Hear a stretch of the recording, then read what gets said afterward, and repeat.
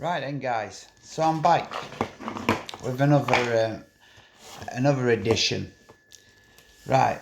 So I ordered some splicing needles off a company called Thinking Angler. Now all three of them broke while I was on the bank at Meadow, and it left me in a bit of a conundrum because I needed them actually they didn't break on me at Meadow, they broke on me on Treaton while I was on my own, and it left me in a bit of conundrum because there was no one else on fishing on that day. Well, they were, but they were well further down bank, and I didn't know them. I didn't like going up to them and asking them to borrow stuff. I don't like doing that if I don't know someone. So it left me in a little bit of a conundrum of what to do. So I ended up having to fish naked cod, which it worked out all right. I ended up catching one but I think I would have had quite a few more if I could have got away with them splices and fished my normal helicopter rig. So I ended up fishing naked cod, like I said, and I had one, so it weren't a big thing. But now I've been trying to get in touch with this company now for a while.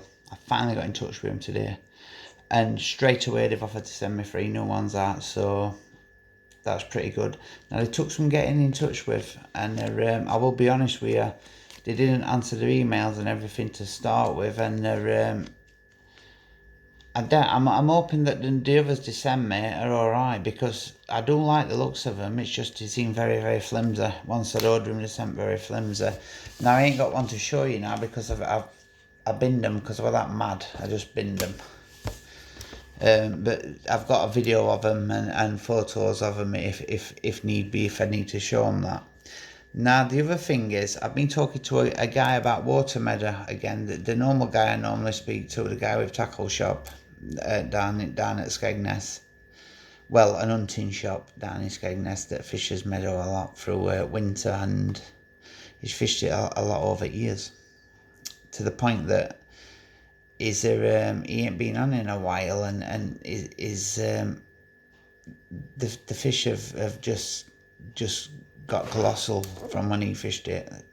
I think they would do around about, like, there were a couple of 30s in when he fished it, but now, like, you're talking with odd 40s and that in, it's got quite bigger. But now he was amazed that I had 3 out of there in my first session on there. But it's all I was trying to say to him is as long as your bait is sat and it is effectively sitting in an area that the carp can see it and the carp can get it in its mouth, and the rig is an effective rig, you'll catch them. There's no doubt about it. There's a few types of anglers out there. There's the time bandits, what I call the time bandits, that have got a lot of time on their hands, that'll go out onto a pond and they'll spend like 4 or 5 weeks on there. Like there's some kids that fish water meadow, and the guy in office were telling me that there's some lads that go on there for 4 weeks at a time. 4 weeks at a time.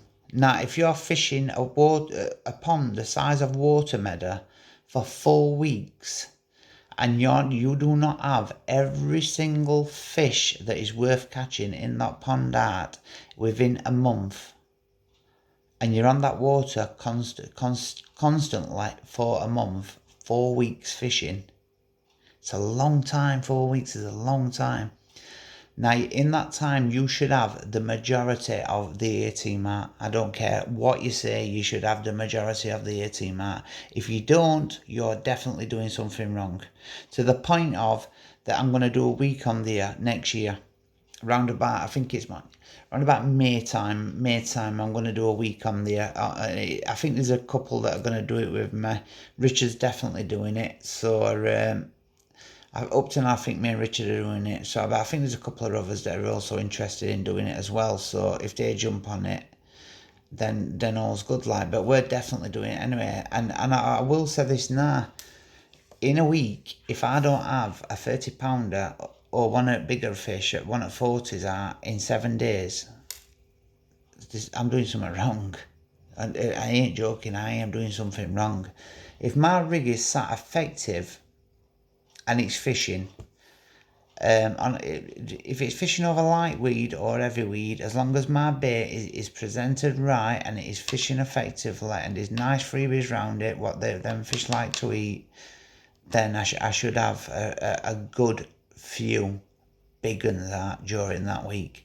But a month, you should have the majority of the 18 mark. And I ain't just saying that. I ain't just saying that being big-headed. I'm saying that as it's a fact. If you're doing a month on a pond and you are not catching the bigger fish out of there and coming away from that pretty much with a large amount of the stock in your photo album, then you're doing something wrong. I'll tell you that now, honest to God.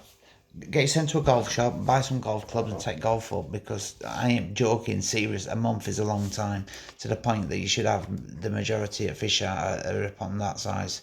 Definitely. It's constantly baiting and baiting and baiting. Probably for 2 days, if I were doing a month on there, a full month, the first 2 days, I wouldn't even put a rig in. For the first 48 hours, I would bait, no rigs. For the first 2 to 3 days, I wouldn't even have a rig in the water. It would be just baiting, constantly baiting, getting them fish confident over that feed. So they're feeding in a way that there's no lines in water, they feel no threat, there's nothing, they're not touching anything line-wise, they're not picking anything up, rigs that's sharp, and it will just build the confidence up to the point that when they feed over there and you eventually put a rig in, you should have at least 2 of them rods should go within a short space of each other. But I definitely wouldn't have a rig in the water for 48 hours. Probably 3 days. I'd leave it 3 days. You're on there for a month. It's a long time, like I said, and it's even a week. Even a week, I probably would bait up for. I'd find a clear spot for that week. I would find a clear spot where I would take 2 rods. Possibly 3 rods, but I don't like putting my eggs in one basket, so it probably would be a clear spot for 2 rods, and then I'd find another little nice clear spot for that 3rd rod. Now what I would do if I was on there for 7 nights is, for the first 24 hours, I would bait them spots up and I would not fish them for the first 24 hours. I'd have no lines in the water. I would have I'd just be feeding them, not fishing for them, feeding them. But I would be fishing the margins well away from where I'm baiting. If I was baiting on the left-hand side or the right-hand side, then I would be fishing the margins on the opposite side, really close in. And I'll be honest with you, I'd still be looking for a nice spot in the margins, but there'd be very little bait around it. It would probably be 5 or 6 boilies and an hinge rig or something like that, or a blowback rig down in margin. Just on the chance I might pick a fish up from that while I'm feeding them on the other spot. Now I'm really looking forward to that week, but I'm looking more forward at the minute because it's nearer to the session I'm doing with Richard down there. Now I've told to Steve about this session, and there's I don't think nobody's going to change his mind on going. He seems a bit down about it. Now I don't understand why I don't understand why Andrew and Tom have booked different days. It just doesn't make sense to me. It's I don't know why they didn't book on the same time as us. Then we could have all had a chat and that. But to me, that's, I don't know. I don't understand that. Fucking weird. But the other point, it doesn't make a difference to me anyway. Do you know what I mean? I'll go down there and I'll fucking catch from there, and I know Richard will more than likely catch from there. And the other thing is I ain't got nothing against Tom or Andrew. It's just I don't know them very well. Do you know what I mean? I don't know them very well, and I suffer badly with anxiety, and that's what makes it more, makes me more mad about it, is that Steve knows I suffer with anxiety. Now he doesn't. He must not think that I suffer with it bad. But you ask Richard G, have I bad I suffer with anxiety, and he'll tell you. You know what I mean? I suffer fucking bad with it, to the point of everything I do is based around me on my own doing it. For the simple reason of I don't like being around other fucking people. It's not because I'm antisocial. It's I used to be a people's person. I love being around people when I was younger, and it is quite sad the way that things have turned out. But yeah, you can't change shit. You know what I mean? It's the way it is. But it's turned out that I don't like being around people anymore.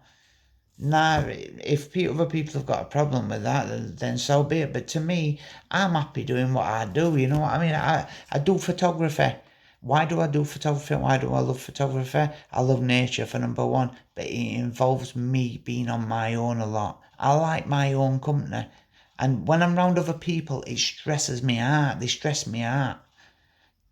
They do this. I get stressed from it. So there's only a few people I can be around, and I disappear when I'm with them. But the people that know me know that he's disappeared for a reason, and they know I'll be back. They know I'm having a panic attack about something stupid, but now they know me. They know just leave him be. He'll be back in a bit when he's feeling all right, and he'll probably disappear again in another while when he has another. But they've got to know me now and understand that about me. Do you know what I mean? And it's what gets me about Stephen. This about Clearwater with Stephen. That is obviously they don't know me. Well, I don't know Andrew and I don't know Tom that well. I've talked to Andrew. Andrew's a really, really nice bloke, honestly, and I could definitely fish with Andrew. He's a lovely bloke, you know what I mean? I've talked to Tom a bit, and he's a nice kid. He's a nice kid as well. So I could definitely fish with him, but you don't get. It's me myself. I feel a bit stupid about when I have anxiety attacks about stupid things, and I'm around people I don't know. I just think that they're gonna think, what a knobhead. You know what I mean? He's panicking about that. Why panic about that? But if you unless you suffer with anxiety, you've no idea. Honestly, I have anxiety attacks over the most stupidest things in the world to you, but to me it's a massive thing. It's a massive thing. But that's all and done with now. Anyway, they're going down. I think it's 11th, something like that. So good luck to him. I hope you do well down there. You know what I mean? Now, like Steve's not going. I don't know why he's not going or what. He says it's through his health and all that. I don't know, to be honest with you. But there's no more I can say on that apart from get you sent down there. Do you know what I mean? If it's I think if Richard wouldn't have gone and it'd have just been me and Steve, I think Steve would have still gone. But he's not met Richard. Richard's a nice bloke, and I'll tell you now, Richard spends majority of his time on his own. He goes to fish. He goes like me. He goes to fish, and simple as he goes fishing to catch fish. He don't fucking catch many, but he goes fishing to catch fish. And he don't catch many either, unless he uses my rigs. And I cast him for him. And I put his bobbins on. No, the other thing is just now, like, let's get back to serious business now. Now, I'm going to be it's true that, Rich, you don't catch many fish, man. I swear to God, you don't. In fact, you are shy at fishing. No wonder you took photography up. But if you want, I'm doing tuitions. So it is no better time for Richard than now to really pick my mind on tuitions. And I will do him a discount and everything, you know what I mean? We're mates and that, so I will do him a discount and that. Right then, guys. So while I'm down there now, I've been talking to that guy again, and like I was saying, he's banging on about PVA bags are the way to go on there and all this, and especially in autumn with debris, that's leaves and that have come off trees. So he's banging on about PVA bags. So to the point now that I think I'm going to fish a solid PVA bag. I don't often do what people tell me. I like to. If people say it's not a boiling water, it's particle water, it's fucking out and out boilies as far as I'm concerned. If people say it's boiling water, particles don't work. It's a particle. I always go in the opposite direction to what I'm told. I've done it all my life. and I've landed in hot water a few times through it when I were younger and I were a bit of a bad lad. You know what I mean? It's I'm a bit of a thing for doing what I'm not meant to be doing. It's or going against the grain as far as I'm concerned. Now the rig I've come up with for the PVA bike rig is a rig that not a lot of you will have seen before. It's just a standard. It's a size 6. Now those that have watched a few of my videos will have seen this before. It's a size 6 and it's very similar to the bottom bait rig I use. But on the bottom bait rig, this swivel is taken away and this point here is taken away, this teardrop, and I just go with an air through and an O-ring on it, and it's just a blowback rig. But I always keep this curve in bottom bait rig, and it's deadly. But what I'm going to do is I'm going to fish this in a PVA bag. Now all it is, it's a size 6. I'm not going to tie one up as well because I had a few already tied, and to tie more it's just a waste. So I'm going to fish this. It's size 6 and it's I think it's a Ridge Monkey curve shank hook, and the bead on it is a Nash teardrop bead, and then it's got a micro rig ring on. Now the reason for the micro rig ring is it's going in a PVA bag, and while you're tying the bags and that, basically it gets knocked about, you're pulling stuff about, you're banging it, so I don't want the bait coming off and me casting a rig out with no bait on. Now if I've got a bait on this, it's pretty much not coming off, to the point of I may just be able to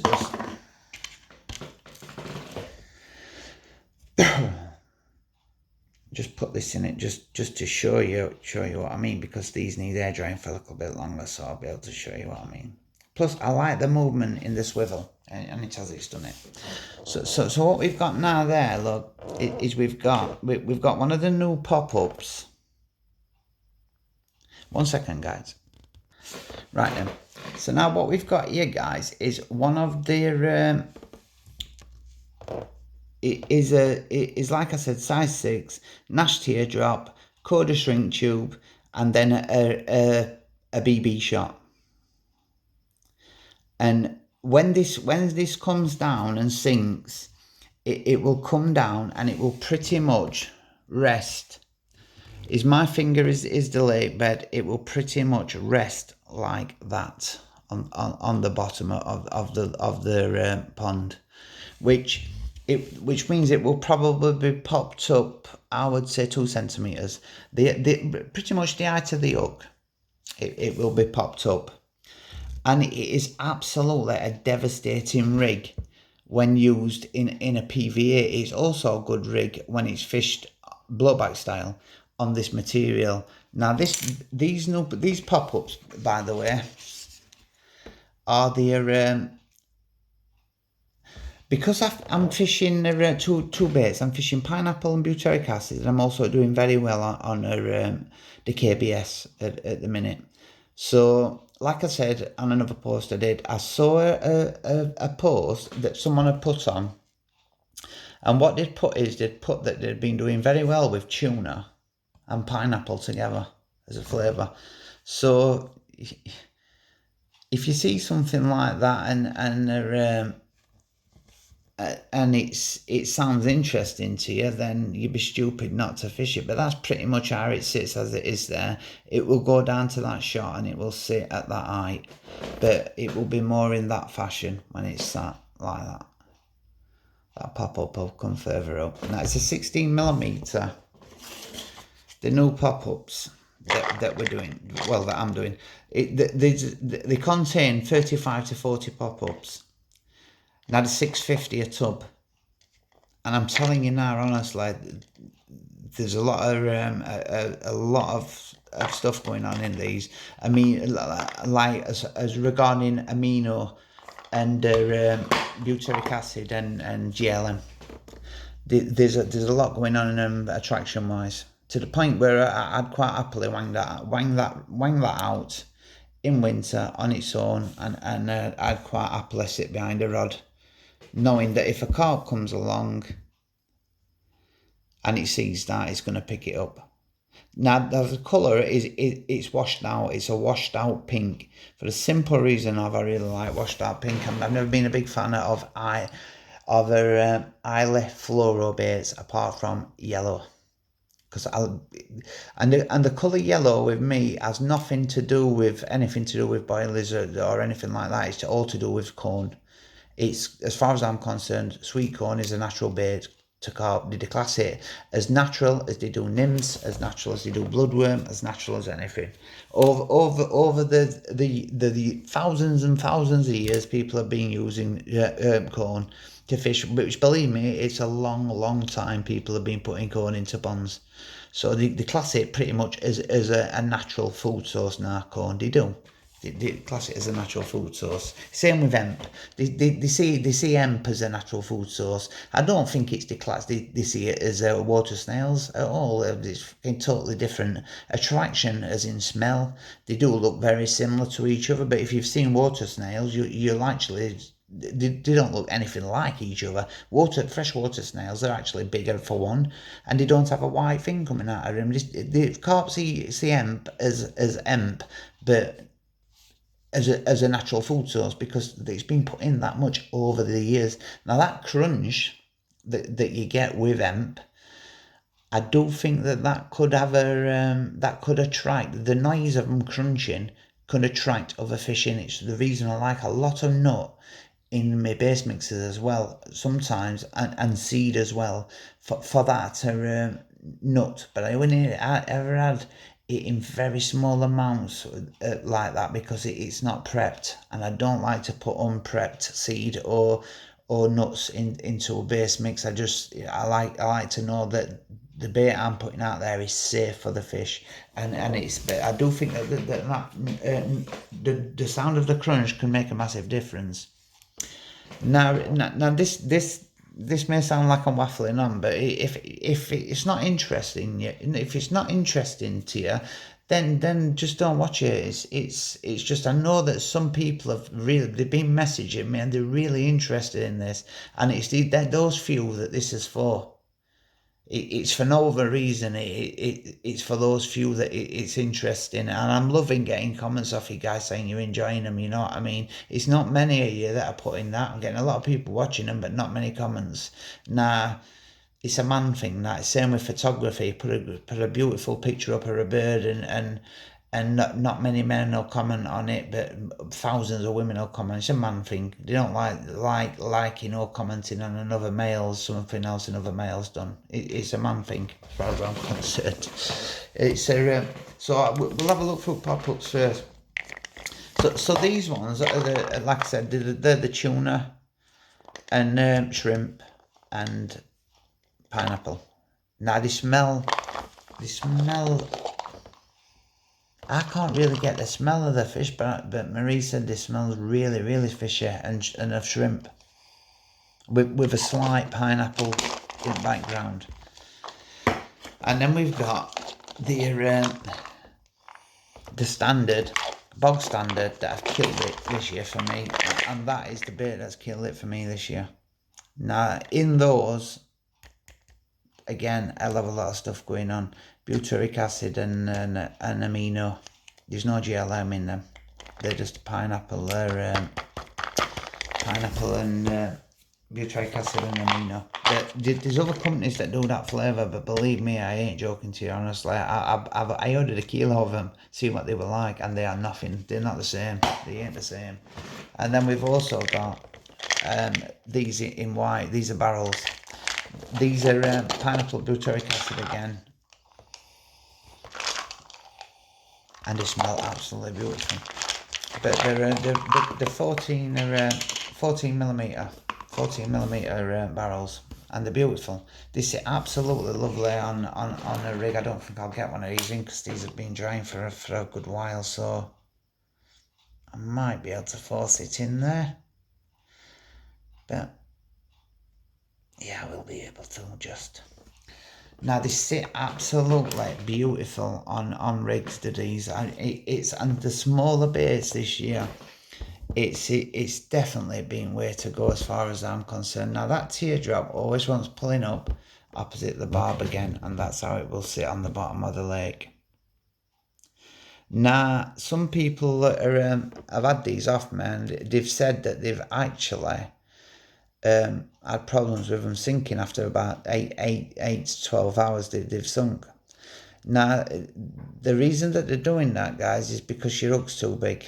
Simple as, your hook's too big. They're 14mm barrels and you're using a size 6 hook.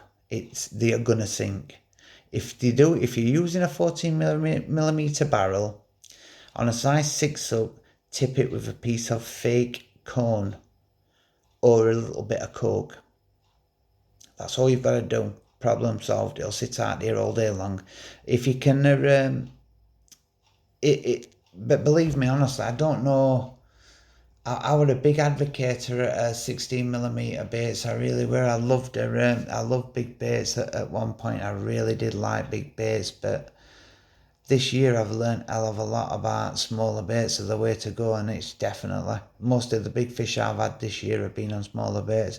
That big common fell to one of these baits, this flavour, baiting yellow, but this shape, and it was absolutely nailed.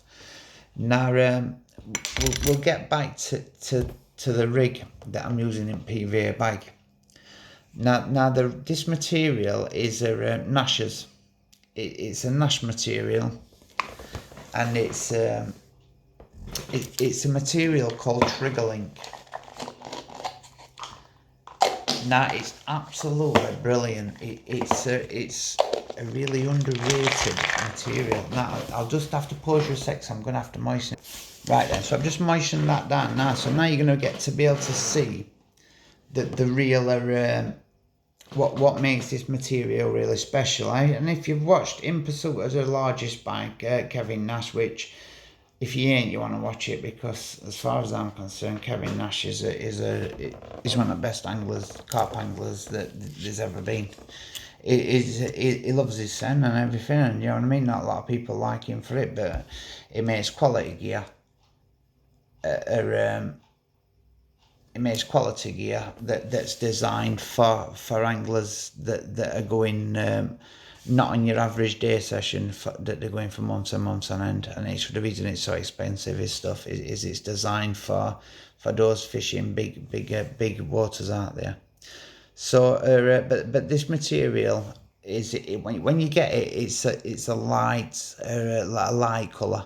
Now I fleck it down with a black marker pen, and I also first of all I coat it in a green, and then I fleck it down with whichever colour the lake bed bottom is, which I noticed on clear water that it was green, but it had black strands in it where the weed were dying off, where it was black. So what I've done is I flecked it to pretty much the colour of the lake bed. Now I ain't bothered about it being about the hook bit being camouflaged as much. I think all that were nonsense, to be honest with you. At one point, Coda were obsessed with making everything camouflage, but now they're using where I've got green shrink tube on here, they're quite happily using out a bright piece of yellow, which, to be perfectly honest with you, it's just some of when the carp's swimming by and it sees it and it's yellow, it may bring its attention into it, which it makes sense, you know what I mean? Anything that's going to get their attention.